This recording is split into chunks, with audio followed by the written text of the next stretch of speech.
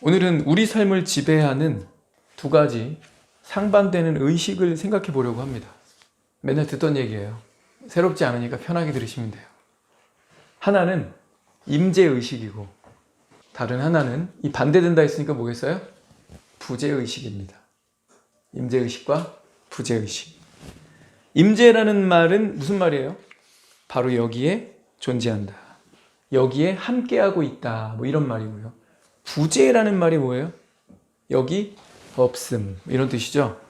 근데 우리는 경험적으로 이 부재의식을 경험하고 살아갑니다. 아빠, 엄마 여기 없어. 그럴 때 아이들은 조금 용감해집니다. 평소 엄마, 아빠 있으면 안 하던, 안 했던. 왜? 혼날까봐. 지적당할까봐. 근데 안 보고 있다. 여기 없다. 그럼 용기 내서 몰래 하고 안 한 척. 뭐 이럴 수 있죠. 임재와 부재를 우린 경험하면서 살아갑니다. 누가 보고 있다, 안 보고 있다로. 예전에 대형교회 목사님 중에 한 분이 북한에 방문하게 됐는데 가기 전에 이런 얘기를 들었대요. 북한엔 모든 숙소에 CCTV가 설치되어 있다. 몰래카메라가 있다. 그래서 우리의 일거수일투족이 다 기록되고 녹화되고 있다. 이걸 듣고 갔대요. 그분이 북한 갔다 오더니 강단에 서서 이렇게 고백합니다. 내 인생에서 가장 경건하게 잠을 잤다. 잘 때도 겉옷을 입고 잤대요. 양말도 신은 채로. 심지어 넥타이도 하고 잤답니다. 그리고 가슴팍에 성경을 올려놓고 잤대요. 이거 시체죠. 그죠? 미국에서, 서양에서 사람 죽으면 화장한 다음에 옷 딱 입혀놓고 여기 믿는 신자일 경우 여기다 이렇게 성경 올려놓고 이렇게 임종. 그래서 가까웠던 지인들이 이 관에다 눕혀놓고 머리 부분만 이렇게 딱 오픈해 놓으면 지나가면서 이렇게 한번 마지막으로 보고 인사하고 가잖아요. 그때 이렇게 손 5곳이 모아놓고 옷 깨끗하게 입혀놓고 화장하고 여기에다 성경 올려놓잖아요. 이렇게. 시체놀이 한 거야? 아마 전후에 전무, 후무 할 것 같아요.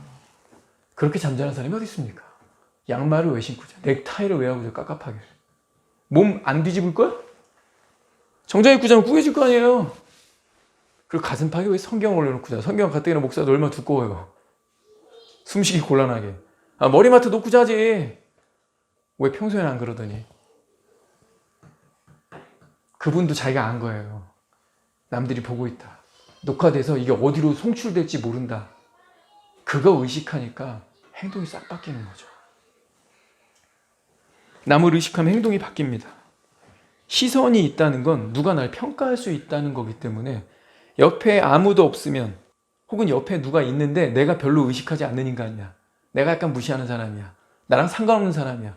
그러면 내 성격 다 나올 수도 있죠. 엄마 아빠 옆에 있으면 막 하는 애들이 있어요. 개의치 않는 거죠. 근데 그런 아들, 딸이 언제 착한 아들, 착한 딸이 됩니까? 집에 손님이 왔을 때. 임재의식이 머릿속에 확 들어오죠. 외부인이 우리 집에 임재하셨다. 그럼 어떻게 돼요? 갑자기 착한 딸이 돼요. 물을 떠오고요. 그 다음에 갑자기 부모님께 존댓말을 쓰고요. 말투가 상냥해져요. 소문이 날 수 있고 그 소문이 어디까지 갈지 모르고 그러면 이제 착한 아들, 착한 딸 되는 거죠. 우리가 남을 의식하기 시작하면 꽤나 종교적인 사람이 됩니다. 찬송가도 막 크게 부르고 교회 왔는데 지하 주차장에서 약간 막 겹주차를 했는데 파킹을 걸어놨어. 나 집에 가야 되는데 막 이러는 개념 없는 근데 전화번호도 안 되니까 이거 어떻게 해야 돼. 발로 막 차고 싶고 나오기만 해봐. 막 쏟아붓고 싶은데 교회 지하 주차장이야. 그럼 어떻게 해야 되죠? 나와도 막 다음부터는 그래도 이렇게 겹주차 돼 있을 때는 우리 서로 덕을 위해서 우리 이렇게 번호도 남겨놓고 파킹은 걸지 마셔야죠. 오늘 실수하신 것 같아요. 다음부터는 좀 안 그랬으면 좋겠습니다. 이렇게 난 좋게 말했어. 근데 상대방이 뭐래? 미안하다는 사과 없이 가. 막 충전되죠. 막. 이 교회 다음부터 딴 교회로 옮기면서 마지막이라고 종말을 고하고 나도 쏟아낼까? 이런 개념을 뭐 어디다 팔아먹었는지 네가 기독교인이냐? 이러면서 나도 한번 쏴줘야 될 것 같은데 이런 모든 걸 누르게 하는 게 뭐죠? 임재의식입니다. 내가 여기서 지금 뭐라고 막 분노를 터뜨리면 분명히 얘가 잘못한 것일 수 있지만 이걸 내가 터뜨리는 순간 그 주변에서 같이 차 빼고 있는 사람들이 교회 와서 예배드리고 왜 싸움질이래? 남의 일이니까 이제 그러면서 내 얼굴 팔릴까봐 혹시 블랙박스나 아니면 스마트폰을 몰래 촬영할 수도 있지 않을까? 그럼 겁나잖아요. 그럼 어떻게 돼요? 착해지는 거예요. 뭡니까? 임재의식입니다. 그러나 부재의식은 그 사람의 진면목을 드러나게 합니다. 교인들이 말로는 항상 이렇게 얘기하고 다닙니다. 하나님은 어디에나 계신다. 하나님은 어디에나 계신다. 이건 기독교인들이 만들어낸 이야기가 아니고요. 성경에 있죠. 오늘 우리가 읽었던 본문이 그거 아닙니까? 시편 139편 7절. 내가 주의 영을 떠나 어디로 가며 주의 앞에서 어디로 피하리이까? 내가 하늘에 올라갈지라도 거기 계시고 스올은 유대인들의 사상에 땅 아래. 그러니까 인간이 내려갈 수 있는, 근데 인간이 경험할 수는 없어요. 죽어야 가는 곳인데 땅 아래 가장 깊은 곳이라는 믿음이 있었어요. 그러니까 하늘 가장 높은 곳, 스올 가장 낮은 곳, 여기에 자리를 펼치라도 거기 계십니다, 하나님이. 내가 날개를 쳐, 날개도 없으면서 날개를 친다고 가정하는 거예요. 내가 날개를 치면서 바다 끝까지 날아갔다 쳐도 거기에 주님이 계십니다. 거기서도 주의 손이 나를 인도하시며 주의 오른손이 나를 붙드시리이다. 하늘 가장 높은 곳, 스올 가장 낮은 곳, 그리고 내 눈으로 볼 수 있는 내 시야에 들어오는 저 바다 끝에 가도 하나님은 계신다. 하물며 여기 안 계실까? 여긴 가장 높은 곳도 아니고 바다 끝도 아니고 가장 낮은 곳도 아닌데 당연히 여기 계시지 않겠느냐. 하나님은 어디에나 계신다는 거죠. 이거 아모스서 9장과도 비슷한 말씀이 있어요. 한번 눈으로 확인할까요? 아모스서 9장 2절. 그들이 파고 스올로 들어갈지라도 내 손이 거기에서 붙잡아낼 것이요 하늘로 올라갈지라도 내가 거기서 붙잡아 내릴 것이며 갈멜산 꼭대기에 숨을지라도 내가 거기서 찾아낼 것이요 내 눈을 피하여 내 눈을 피하겠다고 바다 밑에 숨을지라도 내가 거기에서 뱀을 명령하여 물게 할 것이요 심지어 하나님에 대한 신앙이 없는 이방인들에게 잡혀가요 원수 앞에 사로잡혀 갈지라도 내가 거기에서 칼을 명령하여 죽이게 할 것이라.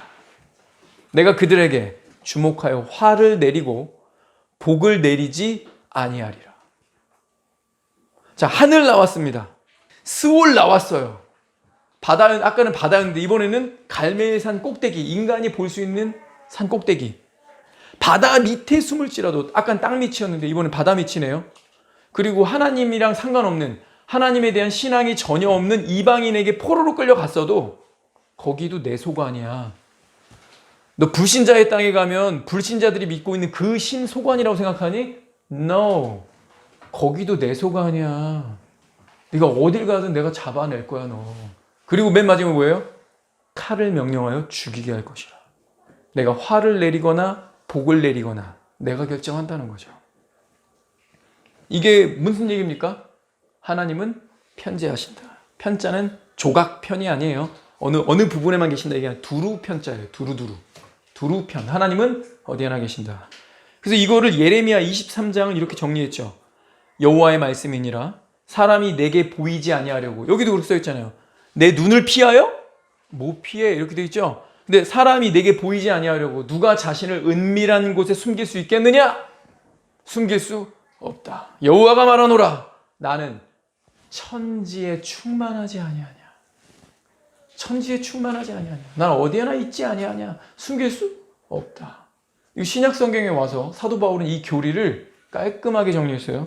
하나님은 한 분이시니 곧 만유의 아버지시라. 만유 위에 above all.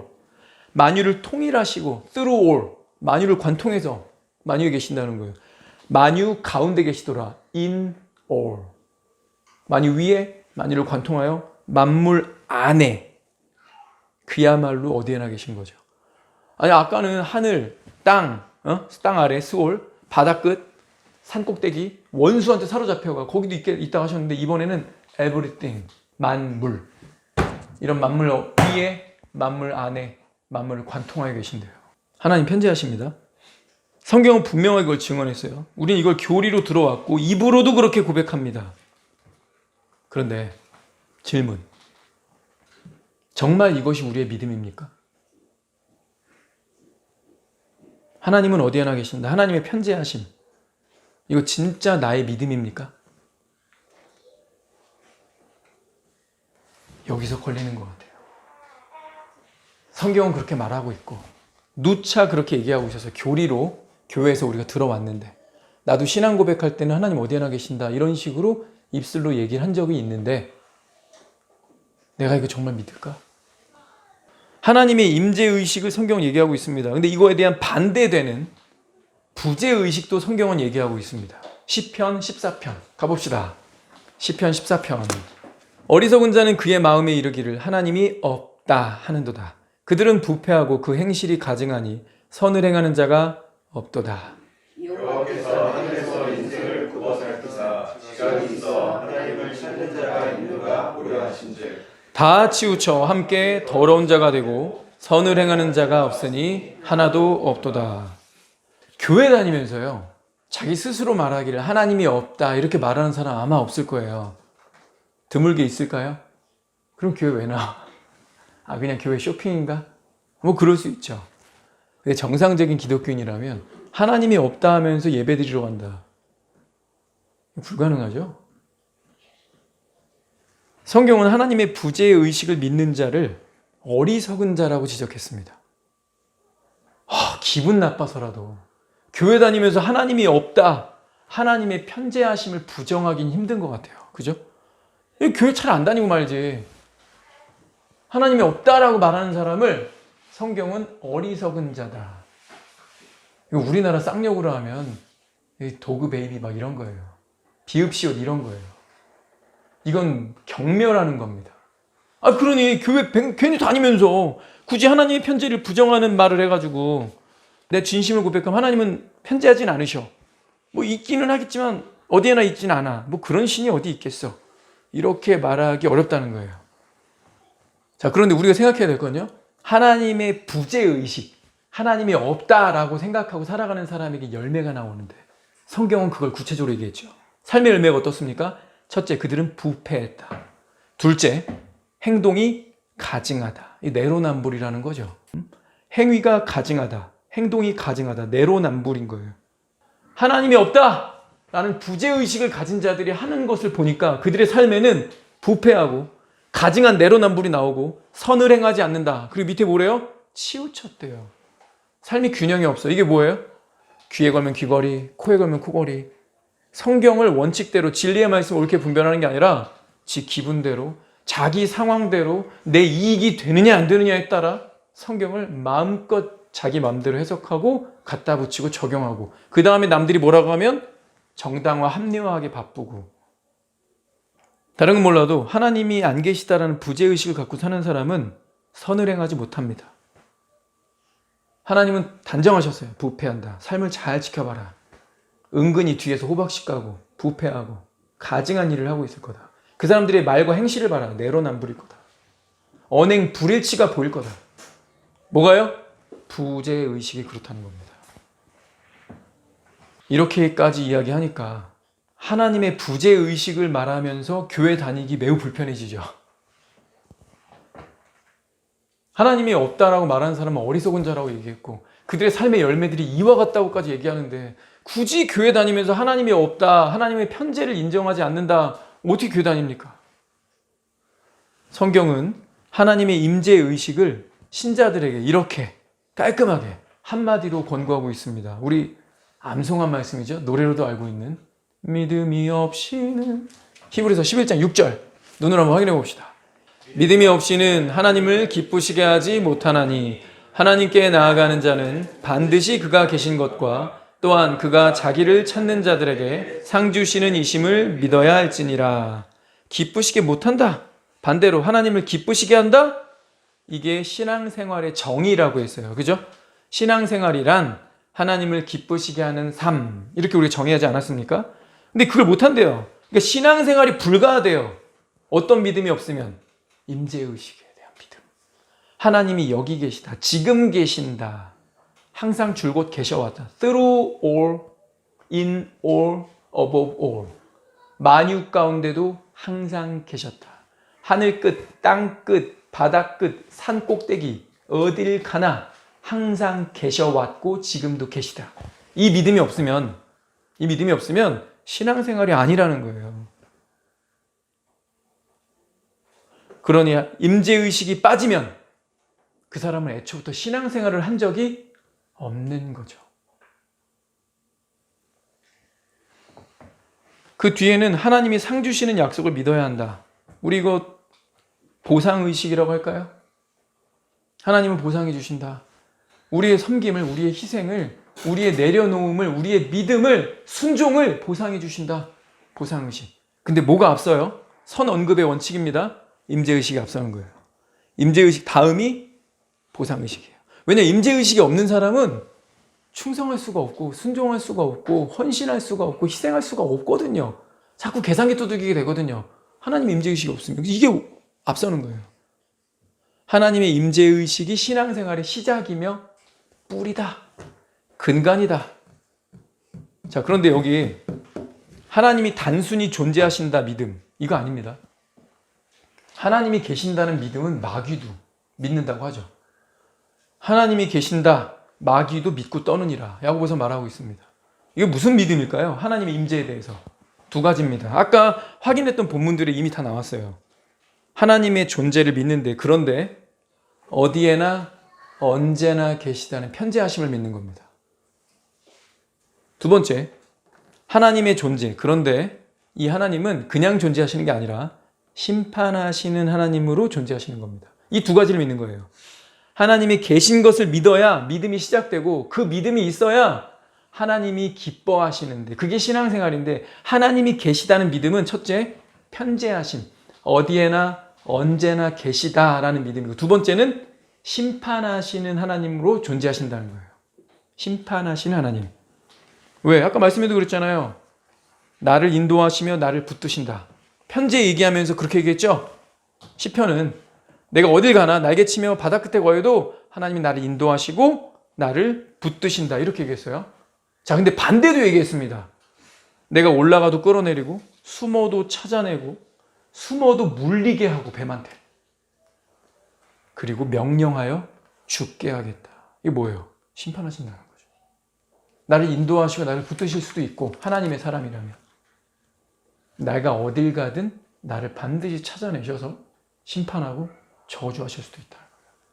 그러니 우리가 하나님의 존재를 믿는다고 할 때는 어디에나 언제나 지금 여기에 계신다. 두 번째, 심판하실 하나님으로 계신다. 이거 믿어야 돼요. 자, 근데 여기 문제가 하나 있습니다. 우리 중 누구도 열애 없이 하나님의 임재가 없다고 의식하는 장소가 분명 존재합니다. 지금부터 생각하세요. 하나님의 임재가 없다고 의식하는 장소가 분명히 존재합니다. 어떤 사람한테는 운전할 때고요. 어떤 이는 출퇴근하는 지하철이나 버스 안에 그곳이 하나님이 임재하지 않는 곳이고요. 어떤 사람은 자기 방입니다. 또 다른 곳 있나요? 생각해 보세요.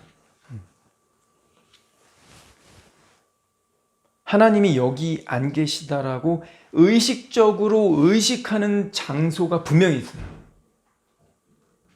그리고 그곳이 어떤 곳입니까? 그곳에서 무슨 일이 일어납니까?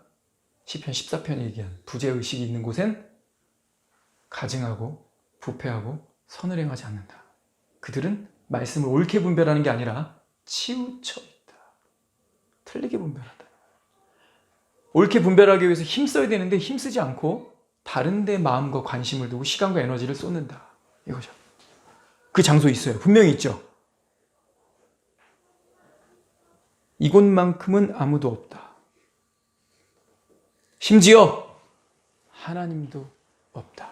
부재의식입니다. 어디예요? 지하철 같은 버스 안 주변에 사람이 있어도 내가 의식하지 않는 사람들이 있죠. 동시에 하나님도 없다는 부재의식까지 깔려버려요. 습관이 된 거예요.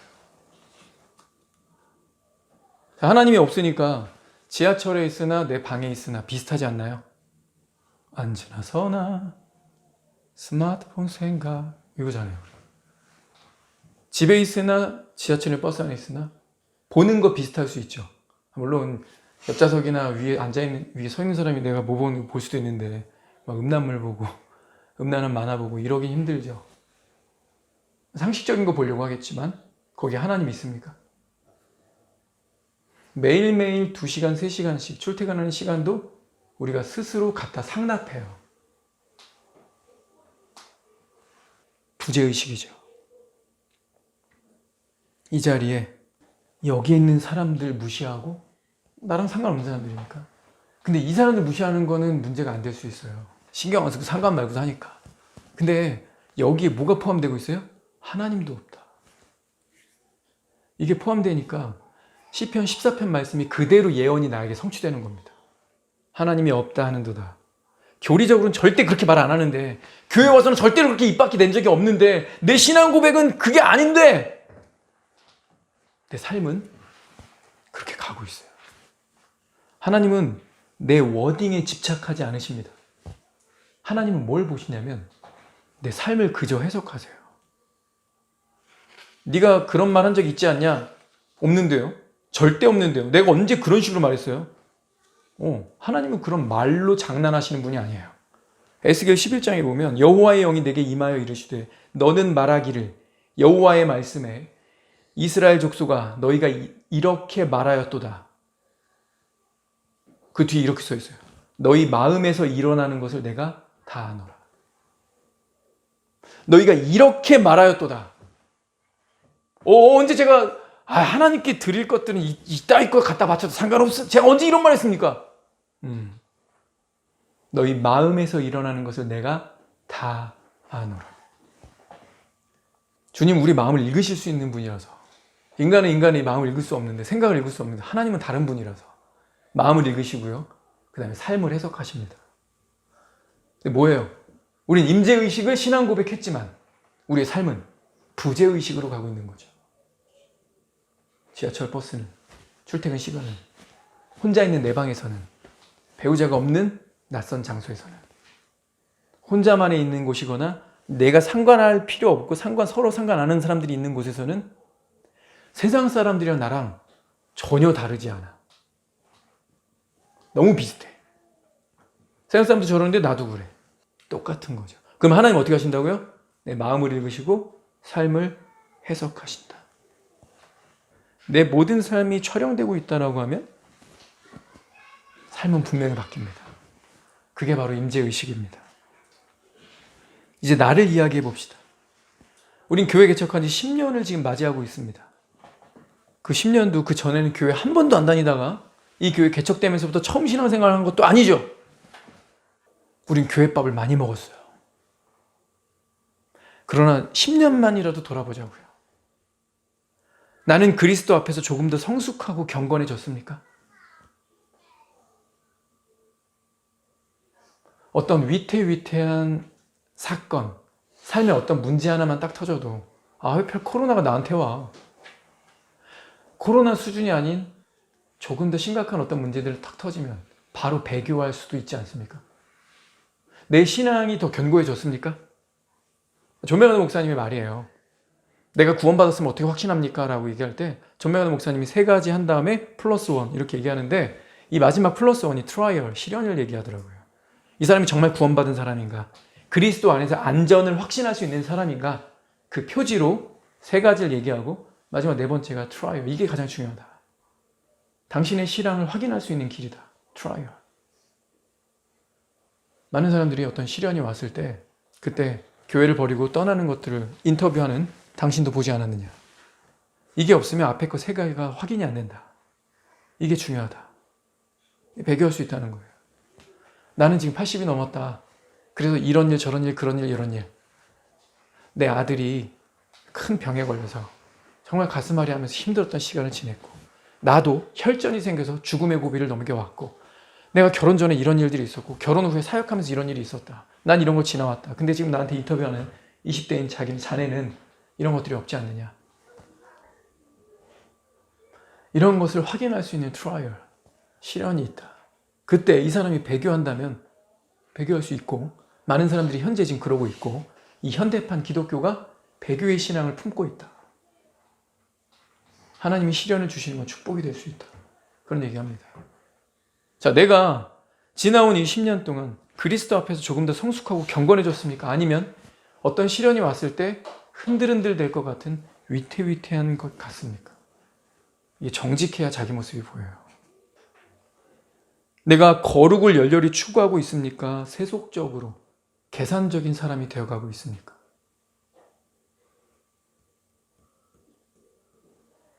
그리스도에 대한 사랑이 더욱 깊어졌습니까? 내가 주님을 더욱 정말 닮아가고 있습니까?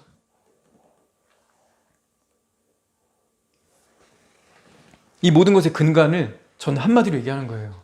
하나님의 임재의식이냐 부재의식이냐가 결정한다고. 왜? 성경이 그렇게 얘기하고 있으니까. 임재의식이냐 부재의식이냐 어느 것을 결정하느냐에 따라 전혀 다른 삶이 되니까. 내 삶의 경건과 거룩의 열매, 간증이 나타나지 않는다면 그건 하나님의 부재의식이 그 사람을 지배하고 있기 때문입니다.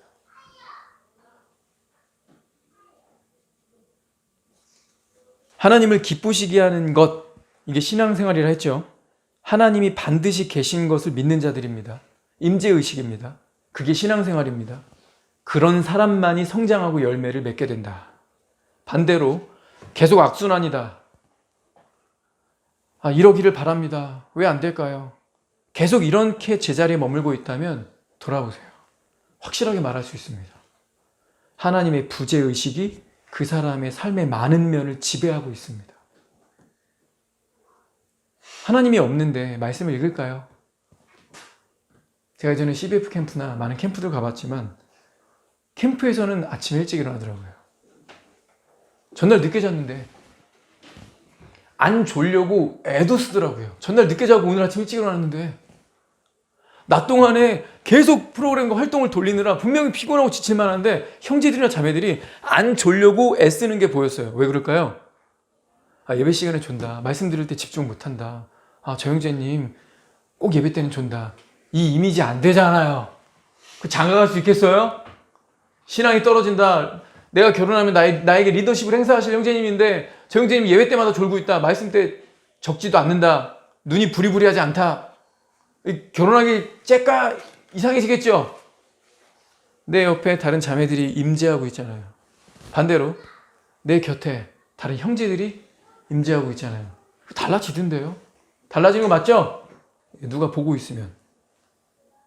의식하면 달라지는 거예요. 근데 그 의식의 정점이 누구라는 거예요? 중심이 그리스도. 하나님이 여기 계시다. 내 삶을 지켜보고 계신다. 그 하나님은 나의 주님이시고 나를 통해 영광을 받으셔야만 하는 분이다. 이렇게 의식하고 내가 살아간다면 지하철에서 버스에서 운전하면서 집에 혼자 있을 때 내 옆 사람처럼 옆집 아저씨처럼 스마트폰 클릭하고 눈을 맞추면서 출근할까요? 아니면 다른 것들을 염두에 볼 수 있을까요? 그렇게 어플이 많은데 말씀 어플은 유튜브에 셀 수 없는 무한대의 컨텐츠들이 있는데 왜 말씀은 클릭이 안 될까요?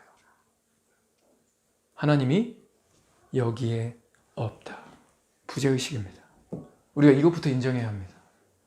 지나온 10년을 돌아보면서 하나님 앞에서 내 모습을 성찰하면서 내가 왜 성장이 안 되고 이렇게 더디고 불안하고 위태위태할까? 솔직히 말해서 20살 때보다 지금 훨씬 영악한 것 같아. 더 계산적이야. 사람 보는 안목이 생겼는데 그 안목은 세속적인 안목이야. 알죠, 자기가? 내가 지금 어떤 식으로 마인드가 변하고 있다는 거. 그 왜 그럴까요, 도대체? 내가 정직하게 돌아볼 때 아무도 안 본다고 생각하고 하나님 독대한다고 생각해 볼 때 내가 성장은 왜 그럴까요? 오늘 성경은 4글자로 끝낸 거예요. 부재의식이다. 하나님이 없다고 생각하고 지하철 타고 버스 타고 집에서 혼자 있는 시간 보내고 주말을 보내고 6일 동안 연휴였어요. 하나님 1도 없어요. 스마트폰은 내 호흡과 같아요. 호흡과 같아요. 항상 내 곁에 반경 1m 안에 화장실을 가도 내가 누워서 잠들기 직전까지도 머리맡에. 근데 그냥 존재만 하는 게 아니라 얘 무섭게 존재하죠? 내 시선을 빼앗는 존재로서 내 마음에 자꾸 뭔가를 집어넣는 존재, 날 먹이잖아요, 자꾸. 내 영혼을 지배하죠. 주의 손이 나를 인도하시며 나를 붙드시리이다 했는데 거꾸로야. 스마트폰이 나를 인도하시며 내가 그를 붙드나이다. 이렇게 되고 있죠. 이거 예언이잖아요. 무섭습니다, 등기시대가. 정신을 똑띠 차리지 않으면 내가 지금 하나님 부재의식으로 살아가고 있구나. 하나님이 없다 하는도다. 이거 불신자 얘기가 아니라 내 얘기였어. 이거 겸손히 인정하고 이 인정하는 데서부터 하나님 앞에 철저한 회개가 이루어져야 된다는 겁니다. 기도합시다.